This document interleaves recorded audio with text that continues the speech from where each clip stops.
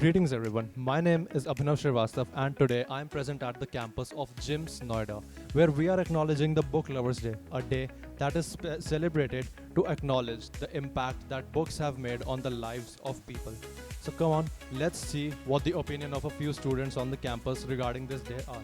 मेरे हिसाब से बेटा पुस्तकों का महत्व आपके जीवन में आपके जो फैसले होते हैं सही या गलत उनमें एक प्रभाव डालता है। कितना प्रभाव डालता है कि आप उसे लेने में सक्षम हो जाते हैं।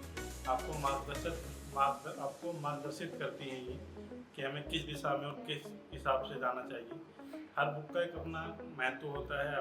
आपकी लाइफ में आप किस तरीके की बुक्स आप पसंद करते हो पढ़ना, उसको फिर अपने जीवन में आप कैसे उसको लेते हो, ये सब मैटर करता है। यानी कि मेरे हिसाब से कि आप कहीं ना कहीं मार्गदर्शक के रूप में मैं पुस्तकों को देखता हूँ। धन्यवाद।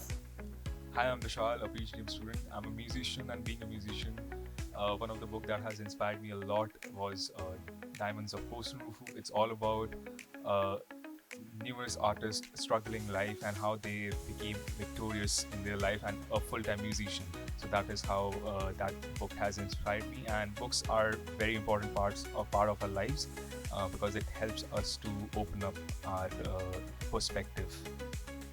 Thank you. मेरे अकॉर्डिंग सबसे अच्छी किताब is written by Leo Tolstoy which is also known as War and piece.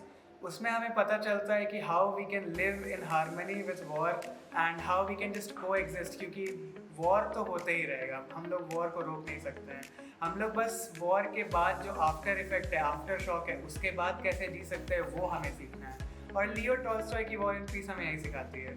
Book से हमें काफ़ी कुछ सीखने को मिलता है और बुक्स का काफ़ी इम्पोर्टेंस होता है हमारी लाइफ में। बुक से हमें नॉलेज सीखने को मिलती है, इन्फॉर्मेशन और काफ़ी कुछ। मेरे सबसे फेवरेट ऑथर हैं मुंशी प्रेमचंद, जिनकी मैंने छोटे पर बहुत सारी बुक्स पढ़ी हैं, जैसे ईदगाह, घुटन और दो बैलों की कथा। Thank you.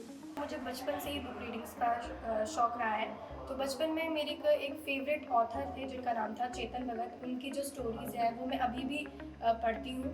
तो उनकी जो सबसे पहली स्टोरी रही थी 3 मिस्टेक्स ऑफ लाइफ, उसमें जो होते हैं 3 दोस्त होते हैं और वो एक दूसरे को सपोर्ट करते हैं बिजनेस में आगे बढ़ाने के लिए।